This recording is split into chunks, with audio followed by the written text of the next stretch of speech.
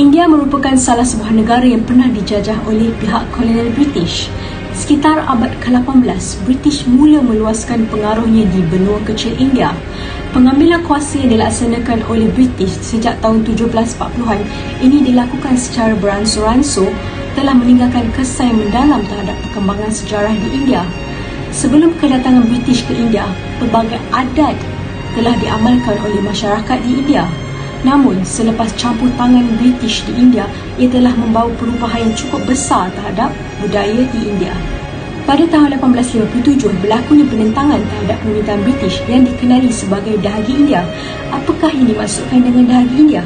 Dahagi India merupakan pemberontakan terbesar yang dilancarkan oleh golongan tentera atau sepoi terhadap pemerintahan British di India. Masyarakat tempatan di India menganggap bahawa Dahagi merupakan perjuangan untuk membebaskan negara daripada pemerintahan British. Hakikatnya, pembaruan sosial diperkenalkan oleh kerajaan British telah mendapat respons yang negatif daripada masyarakat. Sekaligus ia telah menjadi punca berlakunya Dahagi India pada tahun 1857. Antara pembaruan sosial yang dilaksanakan oleh kerajaan British ialah pengharaman sati, penghapusan tagih, pelaksanaan pendidikan barat, penghapusan perhambaan, penjagaan harta penunggak agama dan juga kebenaran janda kahwin semula. Apa itu sati? Sati bermaksud wanita suci. Dalam konteks sosial, ia bermaksud kepada amalan agama Hindu yang menuntut kaum isteri supaya membakar diri tak tala kematian suami. Intipatinya tidak lain tidak bukan adalah sebagai simbol kesanggupan untuk sehidup semati. Amalan sati mengambil sandaran daripada 3 sumber iaitu Rig Veda, Mahabharata dan legenda isteri Shiva. Dalam Rig Veda ada menyatakan, benarkan isteri-isteri melangkah ke dalam api dalam keadaan rapi. Pernyataan ini sering dijadikan tafsiran bagi membenarkan amalan sati. Dalam Mahabharata pula, amalan sati dilakukan selepas babak kematian Pandu. Pandu mempunyai 2 isteri iaitu isteri tua dan isteri muda. Isteri tua diberi keutamaan untuk melakukan sati, manakala isteri muda dibenarkan untuk terus hidup untuk menjaga anak yang masih kecil. Ini kemudian mentafsirkan ketetapan bahawa amalan sati dikecualikan buat isteri muda, isteri yang mengandung dan isteri yang masih menjaga anak yang kecil. Bagaimanapun, berbanding 2 sumber di atas, amalan sati paling kerap dikaitkan dengan kisah legenda Shiva dan isterinya Sati. Dalam kisah legenda tersebut, Shiva tidak disukai oleh bapa mertuanya. Dikisahkan bapa mertuanya mengadakan majlis besar-besaran tanpa menjemput Shiva. Hal ini menjatuhkan air muka Shiva. Maka bagi membantah sikap ayahnya dan menjaga air muka suaminya, Sati pun menzahirkan amarah dengan membakar diri sendiri. Ketika api sedang menyeluruhi tubuhnya, Sati sempat berdoa supaya dapat menjadi isteri Shiva lagi. Doanya dibakbulkan dan Sati kemudiannya dilahirkan semula sebagai Parvati. Namun perkaitan antara amalan Sati dan Shiva dan isterinya dikritik kerana tidak kematian suami ketika membakar diri. Walaupun begitu, kisah legenda tersebut diambil bagi menekankan elemen samsara dalam amalan Sati.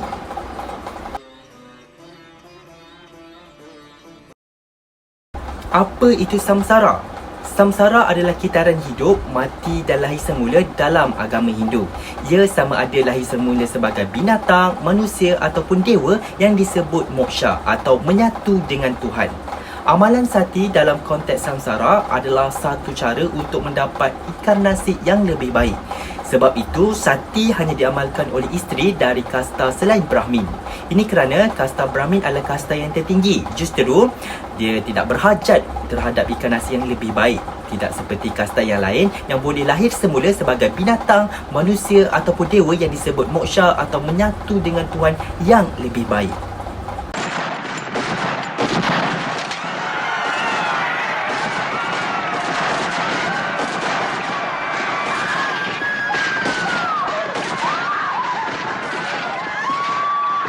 Selain itu, amalan sati lazim diamalkan ketika perang. Ketika perang, ramai isteri kematian suami. Para isteri menjadi tawanan perang. Jadi, para isteri tersebut akan disetubuhi ramai-ramai dan hal tersebut menjatuhkan harga diri dan kehormatan. Bagi untuk menjaga kehormatan sebagai seorang isteri, mereka secara sukarela memilih untuk bunuh diri dengan membakar diri hidup-hidup. Amalan sati pada peringkat awalnya dilakukan secara sukarela. Namun seiring peredaran zaman, ia semakin dipaksakan ke atas kebanyakan isteri kematian suami. Andai ada yang enggan mengamalkan amalan sati, isteri diminta berkabung sepanjang hidup bagi menghormati suami. Malah tidurnya tidak boleh beralaskan katil atau tilam. Kepalanya pula perlu dicukur setiap bulan dan dilarang pula keluar rumah kecuali untuk pergi ke kuil. Semua aturan ini telah membuatkan isteri kematian suami akur. Jadi bagi sebilangan yang kematian suami, mereka cuma ada dua pilihan, sama ada mati dalam api atau hidup berkabung. Pada tahun 1828, Lord William Bentinck yang merupakan Governor General British di India telah menggubal akta untuk mengharamkan amalan sati. Pada tahun 1829, barulah usaha yang dilakukan membuahkan kesan. Pada tahun tersebut, Lord William Bentinck bekerjasama dengan Raja Ram Mohan Roy dengan menggubal akta pengharaman sati. Pada tahun 1950, pengharaman amalan sati diketatkan oleh Sir Charles Napier dengan perintah menggantung sampai mati mana-mana pujari iaitu ketua agama Hindu yang menyokong amalan sati. Pada tahun 1861, Queen Victoria mengisytiharkan pengharaman sati di seluruh India. Walaupun begitu, sebelumnya amalan sati telah dilarang oleh Empayar Mughal pada abad ke-15. Malah semasa penjajahan Perancis dan Portugis juga mengusahakan larangan amalan ini. Maka dengan itu, kita dapat lihat bahawa larangan dan pengharaman yang lebih ketat mengikut peredaran zaman. Oleh yang demikian, amalan sati sehingga kini dilihat semakin tidak diamalkan walaupun tidak dapat dinafikan.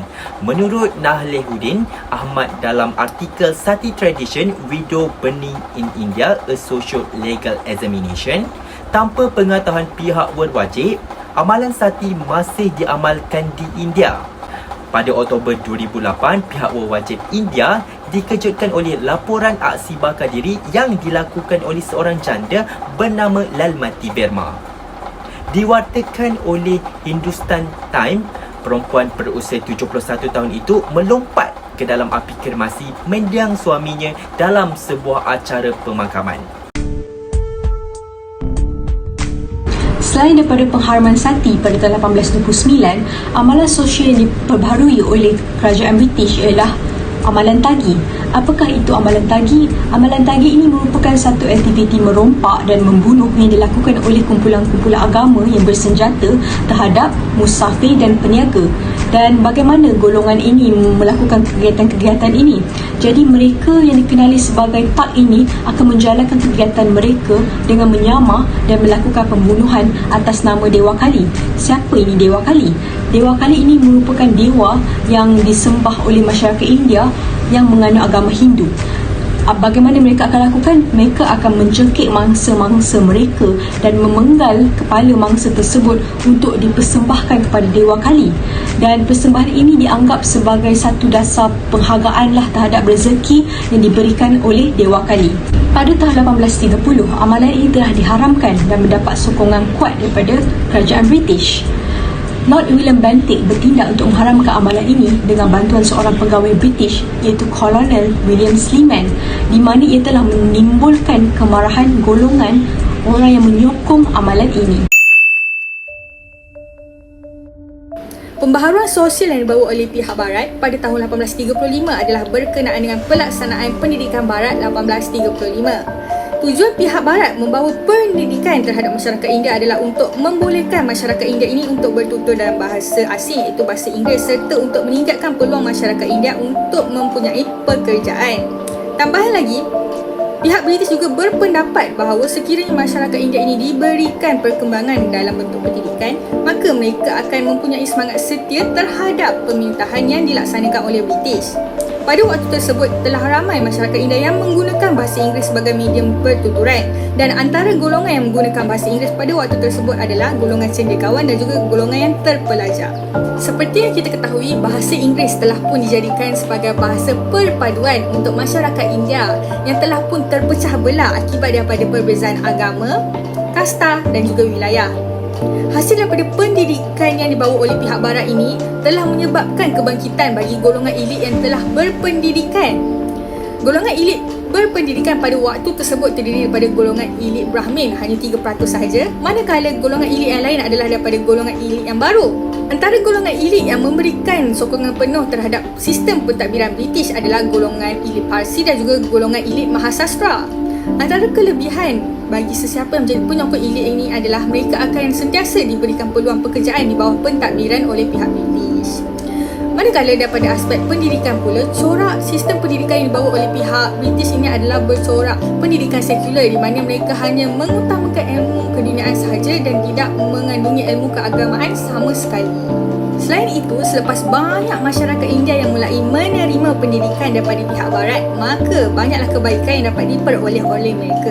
Sebagai contoh daripada aspek pertanian tradisional, setelah menerima pendidikan daripada pihak Barat, petani mulai tahu bagaimana cara untuk menggunakan alatan-alatan yang lebih unggul serta tahu bagaimana cara untuk menyebarkan maklumat dengan lebih meluas untuk meningkatkan pengeluaran pertanian mereka. Namun begitu, adakah benar pendidikan Barat ini sebenarnya bertujuan untuk memartabatkan masyarakat India ataupun untuk membantu masyarakat India? Bagi menjawab soalan sebentar tadi, maka perkara ini dapat dijawab kerana akhirnya masyarakat India menimbulkan rasa tidak puas hati serta marah terhadap sistem pendidikan yang dibawa oleh pihak Barat. Hal ini disebabkan oleh 3 perkara, iaitu kerana pihak British ini menjadikan bahasa Inggeris sebagai bahasa penghantar di sekolah dan juga kolej. Dan yang kedua adalah disebabkan bahasa Inggeris yang dijadikan sebagai bahasa rasmi di bidang pentadbiran dan juga bidang kehakiman. Dan yang ketiga adalah disebabkan jawatan-jawatan penting yang hanya diberikan kepada mereka yang hanya mempunyai pendidikan Inggeris. Perkara ini telah pun menyebabkan ketidakpuas hati bagi penduduk tempatan kerana mereka tidak dapat memasuki urusan pentadbiran hanya kerana mereka tidak mempunyai pendidikan daripada pihak Barat. Daripada aspek kesusasteraan, seperti yang kita ketahui, India sangat terkenal dengan hasil-hasil sastra yang unik seperti hikayat Seri Rama. Namun begitu, pada abad ke-19 karya sastra ini mulai hilang keunikannya apabila karya-karya tersebut mulai ditulis dalam bahasa asing iaitu bahasa Inggeris. Hal ini dapat dibuktikan apabila wujudnya karya-karya seperti Remember the House yang dihasilkan oleh Santa Rama pada tahun 1956 serta The War of Spring yang ditulis oleh S. Menon Mara pada tahun 1960. Penghapusan Perhambaan 1843 di bawah Akta Perhambaan India 1843 ataupun turut dikenali sebagai Akta 5 1843 adalah akta yang diluluskan di India British di bawah pemerintahan Syarikat India Timur. Akta ini telah digubal oleh Governor General India iaitu Lord Ellenborough pada 7 April 1843. Akta Perhambaan India 1843 ini melarang banyak transaksi ekonomi yang berkaitan dengan penghambaan dan juga penjualan mana-mana orang sebagai hamba adalah diharamkan. Jadi sesiapa yang membeli ataupun menjual hamba akan dihukum di bawah kanun keseksaan India dengan kesalahan yang membawa kepada hukuman yang berat. Jadi tindakan Lord Ellenborough menggubal Akta Perhambaan India 1843 ini pada mulanya mendapat tentangan daripada sebilangan pegawai syarikat India Timur kerana tindakan ini dilihat mengganggu struktur sosial tradisional bagi masyarakat Hindu. Namun ahli politik evangelis yang pada waktu itu berjaya memimpin kempen penghapusan perhambaan di India Barat membolehkan Akta Perhambaan India 1843 ini dilaksanakan. Jadi setelah hampir 1 abad menjajah India, British barulah dilihat mula berusaha untuk menghapuskan perhambaan di India kerana British pada mulanya mengambil langkah berjaga-jaga dalam perkara yang berkaitan dengan adat masyarakat Hindu. Jadi persoalannya, mengapa British melakukan pembaharuan sosial dengan mengharamkan perhambaan? Jadi salah satu asbab utama mengapa British mengharamkan perhambaan di India adalah kerana tradisi perhambaan itu sendiri melanggar hak asasi manusia sekaligus bertentangan dengan idea barat. Jadi idea barat adalah berkaitan tentang hak asasi, perubahan sosial dan juga hak individu, manakala perhambaan secara umumnya telah menghilangkan hak asasi, hak seseorang individu dalam sistem sosioekonomi di mana hamba dinafikan kebebasan dan dipaksa untuk bekerja. Oleh sebab itulah British mengambil tindakan untuk mengembalikan hak individu dan bertujuan untuk menambah baik kehidupan orang India dengan mengharamkan perhambaan. Namun pada masa yang sama, penghapusan perhambaan 1843 ini turut diperkenalkan untuk memperoleh sokongan daripada hamba, dan juga British pada waktu itu memerlukan tenaga buruh untuk menjalani ekonomi. Sekiranya tradisi perhambaan diteruskan, British akan kekurangan tenaga buruh sekaligus mengurangkan produktiviti ekonomi. Oleh sebab itulah Akta Perhambaan India 1843 diperkenalkan di bawah pembaruan sosial untuk memberi kepentingan kepada kedua-dua belah pihak dari segi sosial dan juga ekonomi. Semasa Lord Dalhousie iaitu Governor General British meminta India, beliau telah memperkenalkan satu Akta ke-21 pada tahun 1850 yang dikenali sebagai Religious Disabilities Act. Dan sebelum diperkenalkan akta ini, rakyat India yang menukar agama telah dilucutkan hak untuk mewarisi harta keluarga. Dan di bawah akta ini juga rakyat India yang menukar agama daripada agama Hindu ke agama lain ataupun menukar kasta berhak untuk mewarisi harta pusaka keluarga. Pengenalan akta ini juga telah mengubah undang-undang harta Hindu yang mengharamkan pewarisan harta oleh masyarakat India yang menukar agama. Dan tambahan lagi, akta ini telah menjejaskan keadaan politik di India, di mana India menganggap bahawa akta ini adalah sebagai insentif untuk melepaskan kepercayaan agama seseorang. Dan tujuan British memperkenalkan akta ini adalah untuk mendapatkan sokongan sebanyak yang mungkin daripada rakyat India. Oleh sebab itulah British memfokuskan sokongan daripada mereka yang beragama Kristian dengan membela hak pewarisan harta. Dan selain itu juga, tujuan British memperkenalkan akta ini adalah untuk memastikan pendidikan Kristian di India akan terus berkembang dan tidak terabai. Dan tujuan ketiga pula adalah untuk menghakis adat, budaya, kepercayaan serta jati diri dalam kalangan masyarakat India. Dan tujuan yang terakhir adalah untuk melemahkan usaha nasionalisme dan patriotisme di India.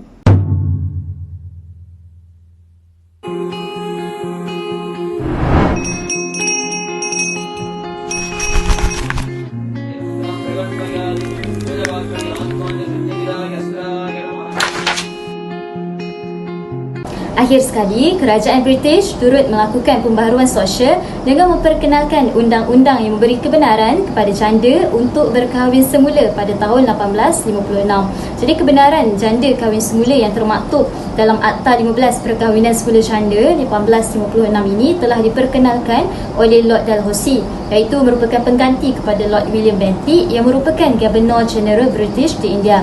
Jadi akta ini telah digubal pada 26 Julai 1856 di mana ia meluluskan perkahwinan semula janda Hindu di semua bidang kuasa India di bawah pemerintahan Syarikat Hindia Timur. Jadi akta ini juga merupakan perundangan pembaharuan sosial utama yang pertama selepas pemansuhan Sati pada tahun 1829 oleh Lord William Bentinck.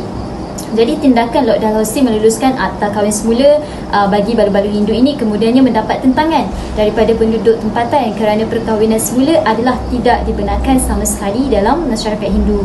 Janda juga tidak dibenarkan berkahwin atas nama agama dan juga setia. Menurut tradisi Hindu, seseorang janda dilarang untuk berkahwin semula, perlu bersembunyi di rumah, tidak boleh memakai perhiasan diri dan juga perlu memakai pakaian berwarna berkabung iaitu warna putih. Jadi janda juga kehilangan hak untuk melibatkan diri dalam kehidupan beragama dan terisolasi secara sosial. Itu tindakan pihak British memperkenalkan akta ini telah mengakibatkan penduduk tempatan menganggap bahawa British menghina amalan tradisi mereka. Dan pengenalan akta ini sekaligus telah melanggar adat tradisi masyarakat India.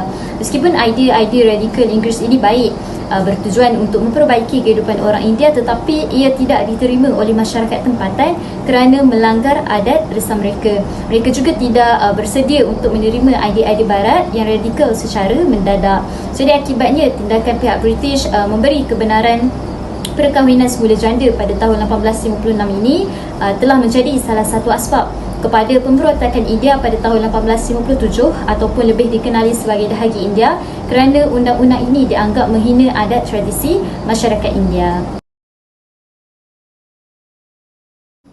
Baiklah, seperti yang telah diperjelaskan oleh rakan-rakan sebelum ini, British telah memperbaharui beberapa amalan ritual yang menjadi turun-temurun dalam masyarakat India, seperti contoh sati dan juga tagi. Dan berdasarkan pembaharuan ini, adakah pihak British ingin membaratkan India ataupun sekadar untuk melakukan pembaharuan sosial?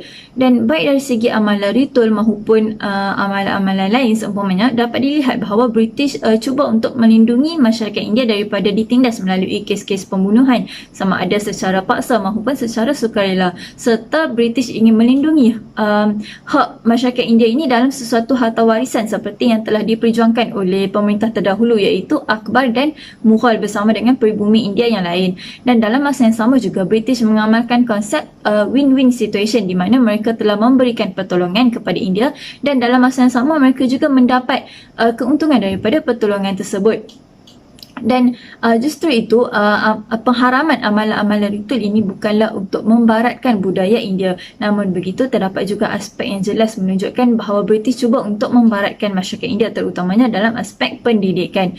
Dan William Bentinck yang bertanggungjawab di India pada ketika itu telah melihat sistem pendidikan ini sebagai satu peluang untuk menjajah fikiran serta mempengaruhi moral dan intelek masyarakat India. Dan secara kesimpulannya, pembaharuan-pembaharuan yang diperkenalkan oleh British ini dapat dilihat daripada dua segi. Yang pertamanya adalah semata-mata sebagai pembaharuan sosial yang ingin melindungi hak asasi masyarakat yang ditindas, dan yang keduanya adalah untuk membaratkan India dari segi kognitif supaya bangsa India ini mempunyai pemikiran barat. Dan walau bagaimanapun, kedua-dua segi ini adalah untuk memberikan kepentingan kepada pihak British. Dan walau apapun tujuan pihak British ini, pembaharuan yang mereka laksanakan ini tetap menimbulkan tentangan daripada masyarakat India, kerana pembaharuan ini dikatakan telah mengganggu sentimen kebudayaan yang diwarisi secara turun-temurun. Dan tentangan ini juga telah membawa kepada pemberontakan pertama untuk membebaskan India daripada jajahan British yang dikenali sebagai pemberontakan Dahagi